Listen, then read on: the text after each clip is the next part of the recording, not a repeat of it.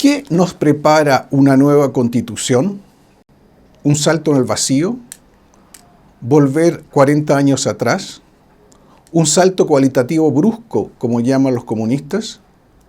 Son aspectos poco discutidos, poco conversados, pero que son fundamentales para votar en el próximo plebiscito del 26 de abril. ¿Qué nos prepara una nueva constitución? Sobre eso conversaremos en este programa.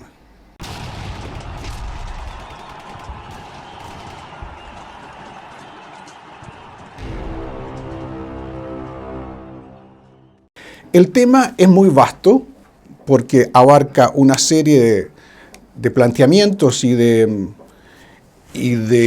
propuestas, pero hay un aspecto que es importante considerar como preámbulo de aquello que hoy día se llama una nueva constitución o aquellos que quieren una nueva constitución. Es la división entre el concepto de la democracia representativa y la democracia participativa.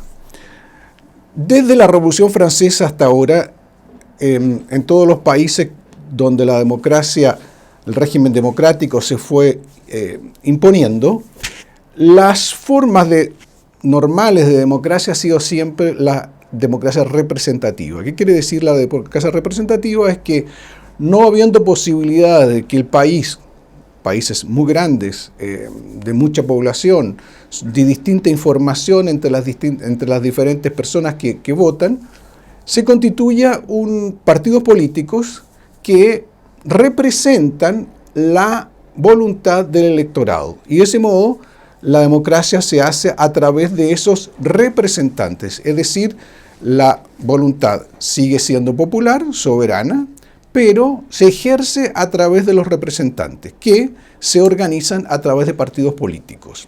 Entonces, es una conformación de partidos, de centro, de izquierda, de derecha, que representan al electorado de esas mismas corrientes, de centro, de izquierda y de derecha. Para decirlo en orden que nos parece más simpático, de derecha, de centro y de izquierda. Sin embargo, con el pasar del tiempo, y ha pasado mucho tiempo, cada vez más se cuestiona este sistema representativo de democracia. Ustedes han visto las últimas encuestas que dicen que los políticos tienen un 2% de confianza en el electorado. Imagínese usted que usted le diese poder para gestionar su patrimonio a una persona en la cual usted tuviese el 2% de confianza. O sea, su confianza en vez de ser un 100%, fuese un 2%. ¿Usted realmente le mantendría ese poder de representación o se lo retiraría de inmediato? Obviamente que cualquier persona que tuviese tan poca confianza en su representante, en aquel que dio el poder, a quien él le dio el poder, se lo retiraría. Bueno, lo mismo ocurre con la política. En esas circunstancias que se plantea, y eso se plantea en el mundo entero, no solamente en Chile, es la democracia participativa, es decir, volver al sistema griego, por así decir, donde las elecciones se desarrollaban en las ciudades, donde todo el mundo votaba en forma plebiscitaria los asuntos de la polis.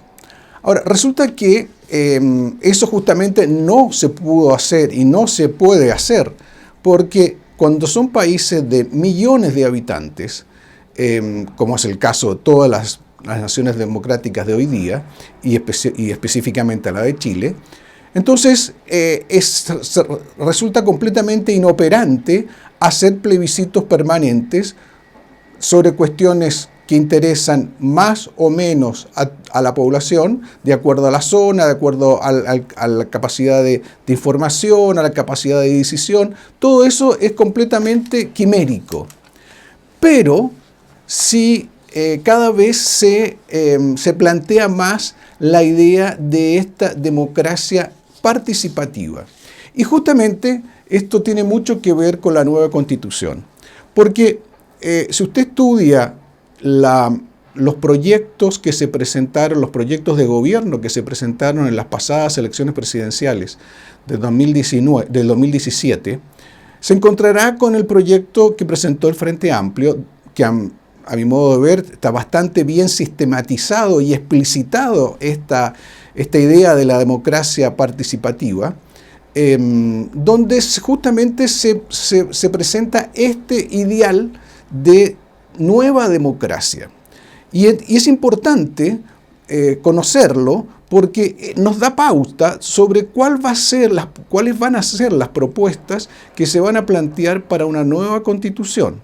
Y por lo tanto, cuando nosotros lleguemos a votar apruebo o yo rechazo, los que voten apruebo ya sepan a qué se están encaminando, cuál va a ser la senda más probable, porque esto más o menos desde la centroizquierda, es decir, de la democracia cristiana hasta el Partido Comunista, todos van en esta misma dirección, la democracia participativa.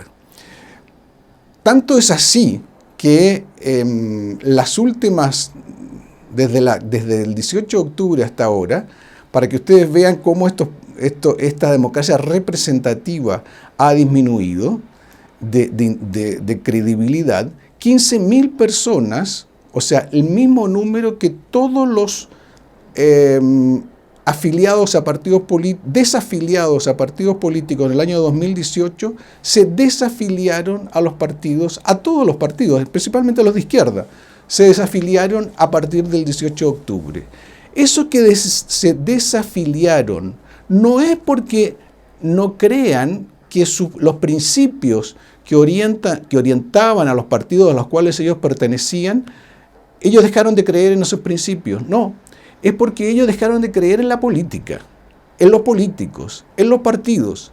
Entonces, obviamente que los partidos, conocedores muy de cerca de este fenómeno, porque son ellos las principales víctimas, están proponiendo esta nueva forma de democracia participativa. Veamos un poco algunos puntos que presenta el proyecto presidencial de Beatriz Sánchez del año 2017 y que hoy día se replantea en toda su actualidad. Justamente sobre el tema Estado y democracia, el proyecto dice: no nos desharemos de una camisa de fuerza para construir otra. Es decir, para ellos la actual constitución es una camisa de fuerza y no quieren constituir una nueva camisa de fuerzas. O sea, ¿qué quiere decir una camisa de fuerza? Es aquello que impide el libre movimiento de las articulaciones de la persona, desde los brazos. Eso quiere decir que la nueva constitución va a ser completa y absolutamente liberal en todos sus aspectos, ¿no? Pero principalmente en este aspecto, es decir, va a ser una declaración de derechos sociales, lo dice, y ninguna obligación, ninguna cosa que coarte esa libertad de los particulares. Eso, obviamente, que es el comienzo de un caos. Pero sigamos. Dice a renglón seguido: el nuevo sistema democrático y de derechos, ya va aclarando que este nuevo sistema democrático será un sistema de derechos, o sea, siempre la palabra derechos, nunca la palabra obligación, porque la palabra obligación es una camisa de fuerza. También en la medida que permitan a las personas y comunidades expresarse, como son la iniciativa popular y los referéndum revocatorios. Aquí ya va dando luces sobre esta democracia participativa, es decir, va a consistir en que todas las leyes, ya el poder legislativo que hoy día está constituido por políticos y políticos agrupados en partidos, va a ir disminuyendo, si es que no desapareciendo, de importancia en el plano legislativo. Lo que van a hacer las leyes van a ser, de acuerdo a este concepto de democracia participativa, los propios chilenos a partir de referéndum, de convocatorias, de propuestas, de todo tipo de iniciativas que se va a ir creando para que realmente, entre comillas, realmente, porque ustedes van a ver que esto en el fondo no es sino una enorme trampa, sean cada uno de los chilenos los que legislen y dirijan el país. Y a renglón seguido dice, no solo vamos a descentralizar el poder, también lo vamos a desconcentrar. Son dos conceptos muy claros en la filosofía de esta democracia participativa. Una descentralización del poder y una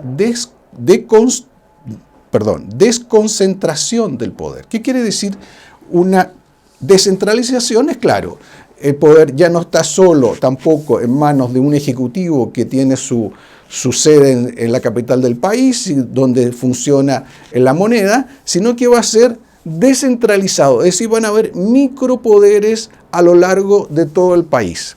Pero esos micropoderes no van a tener relación solo con la población chilena, porque también ellos sostienen de que Chile no es un solo país, sino que es un conjunto plurinacional y pluricultural. Es decir, vamos a decir, por ejemplo, los Rapanuis, que acaban de convocar un plebiscito para decidir reformas sobre algunas modalidades de sanciones penales que son mucho más débiles contra de los delitos sexuales en la isla de Pascua que en el resto de Chile. Bueno, eso va a ser o no va a ser mantenido de acuerdo al deseo de los Rapanuis. Pero lo mismo podrá ocurrir en, digamos, la zona de Temuco, para los que se digan descendientes de pueblos originarios, o para el norte de Atacama, para los que se digan descendientes de los pueblos aymarás, y así sucesivamente.